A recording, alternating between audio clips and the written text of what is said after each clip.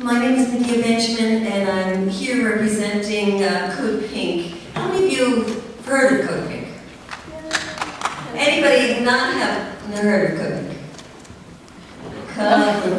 All right. I wanted to use this time today to talk about some of the frustrations of just one group, CodePink, in the broader anti-war movement that's had such a hard time getting our voices out.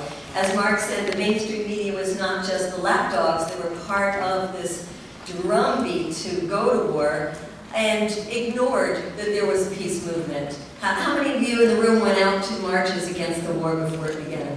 And how many of you felt this incredible frustration that the media wasn't even covering the fact that there were hundreds of thousands of people out in the street, February 15th, 2002, the largest demonstrations against the war ever in the history of the world, and mostly ignored by the mainstream media. 8 different demonstrations that we as a movement put on with over 100,000 people in each of those demonstrations, most of it not covered by the media. Some of you might know the Gandhi refrain that says, first they ignored us, then they ridiculed us, then they fight us, and then we win. Well, we're still waiting for the winning part, but we have started going through those phases of being ignored, to being ridiculed, to them fighting us.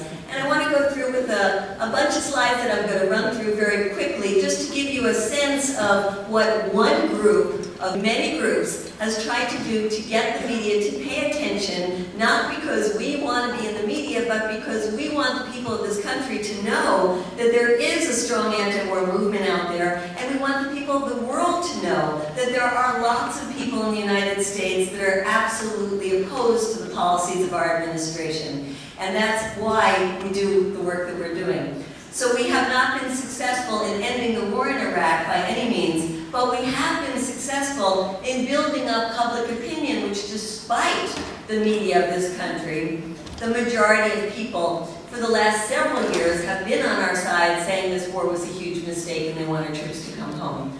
So, quickly going through some of these. CodePink started before the war began as an organization to try to see if we could mobilize large numbers of people, could we stop the war. We were a play on this whole code-colored alert to the Bush administration, and we thought, okay, what we need is a CodePink alert to say there are non-violent ways to deal with problems in this world. We started out with a 4-month vigil in front of the White House, thinking that we were in there every single day in front of the White House. The media would come out and cover us. Did the media come out and cover us?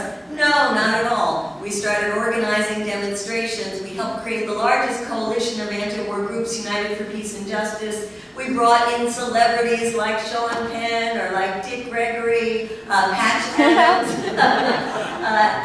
Susan Sarandon. It helped a little bit, but still, the media was really not covering our movement. We had a breakthrough with Cindy Sheehan in Crawford, Texas, when one mother who'd lost a son came out and sat in a ditch. In August, that was a slow media time, the media suddenly started covering the story. But it became about one woman. And despite the attempts of the movement to say, wait, there's many other parents, there's people in the military that are coming back and saying no. And what about the Iraqi victims? It was hard to get the media to cover that. So we tried different ways, and one was to take delegations of people who had lost their children or had their children fighting in Iraq to Iraq.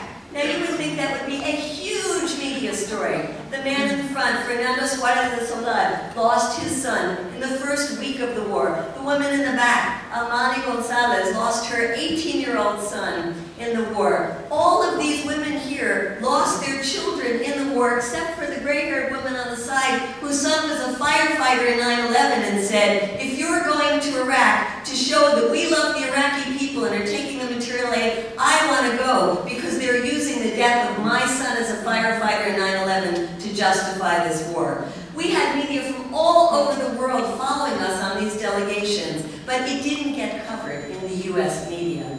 We brought $650,000 of humanitarian aid to the people of Iraq after they leveled the city of Fallujah. You would think it would be a media story. We had incredible exchanges with Iraqis who themselves had lost their loved ones, like this man whose home was raided, U.S. soldiers soldiers came in, they saw his son running to try to protect his wife and child, shot his son, and there he was telling us how his grandchildren keep asking every day, where is Baba, where is Baba, where is my father? And he says, what am I supposed to say to them? And how do you think that my people feel about the U.S. occupation? This woman riding in a car, trying to get to her home, when at a checkpoint suddenly the bullets were flying, and first she saw the bullet go through the head of her husband who was driving the car, and then her 3 children. The last one, the child that was on her lap, saw the bullet go right through his head. Her entire family was killed. We tried to get her a visa to come to the United States to tell her story so that people would see what the U.S. military is doing. She was rejected for the visa on the grounds that because she had no family left in Iraq, she would be considered a risk of not returning back to Iraq after her visit. We did manage to get 6 Iraqi women into the United States with great trouble, getting our Congress people to pull all strings to get them visas. We took them around on a 100-city speaking tour, and then we did get great media locally when these women were able to tell their stories about how the U.S. invasion was destroying their lives, their country.